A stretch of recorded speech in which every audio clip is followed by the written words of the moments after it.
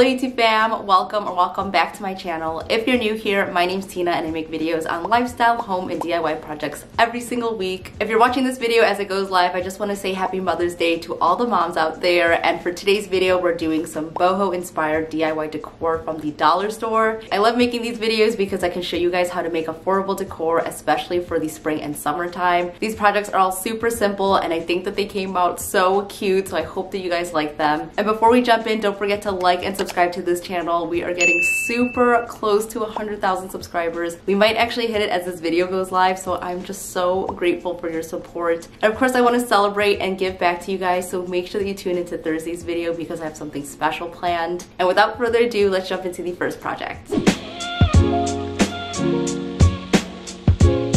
Hello from VoiceOver Tina.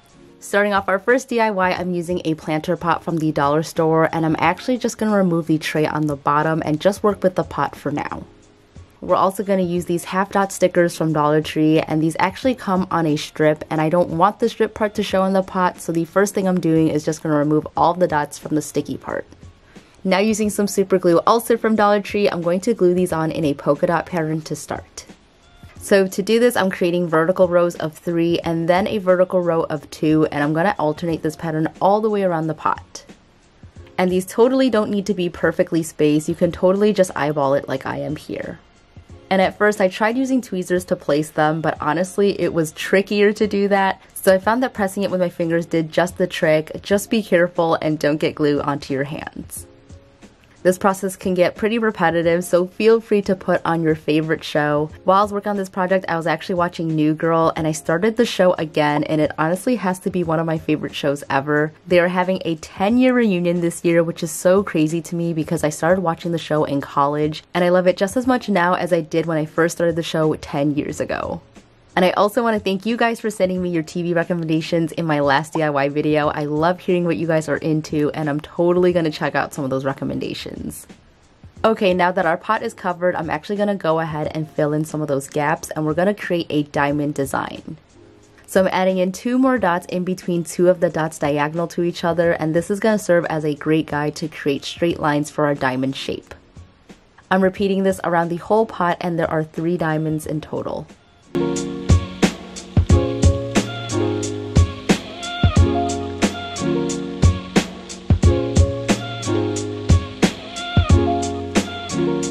Now I'm using a terracotta spray paint, and this is one of my favorites. I'm just going to give this 2 even coats. And as you're doing this, you definitely want to flip it over in between the coats just to ensure that you're getting every single angle, especially since there are 3D elements from the dots. It's a little bit trickier to cover.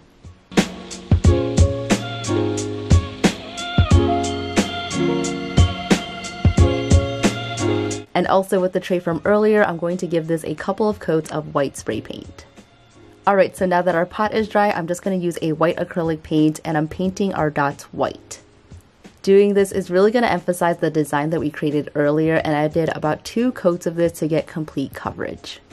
I really love the finish of the terracotta spray paint, so we're going to go ahead and give this 2 coats of this clear matte spray paint for extra protection.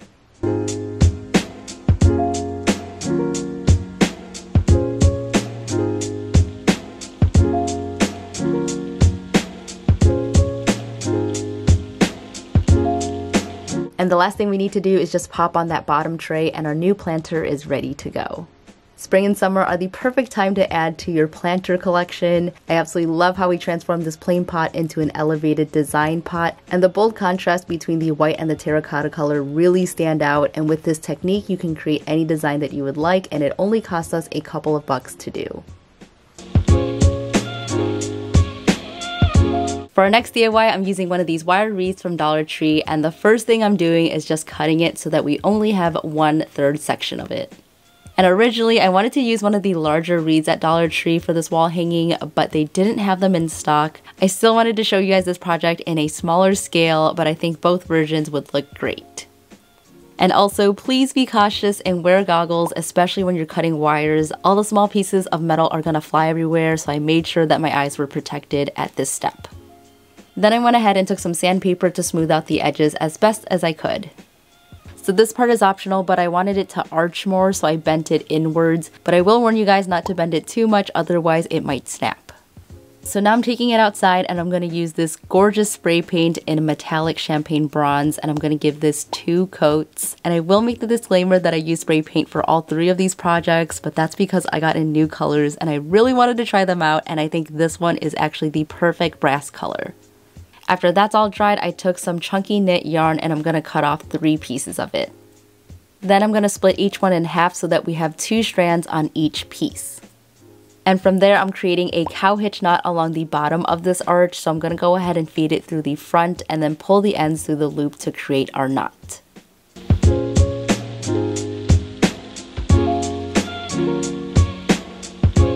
So I'm doing 3 knots on each side of the arch, and I'm also going to go ahead and just split the strands apart. And you'll notice that the yarn is wavy, and I think this looks super cute.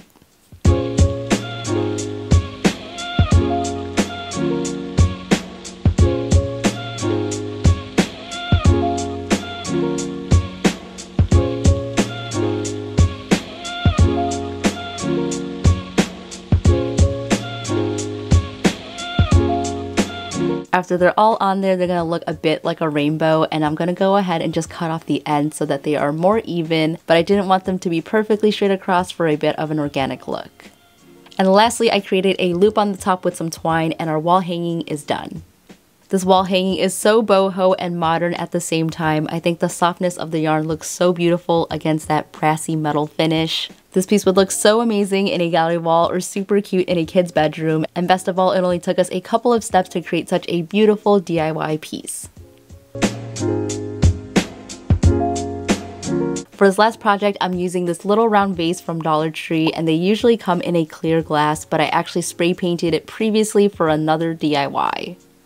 I thought it was time to level it up, so the first thing I'm doing is adding some grip to the surface with sandpaper.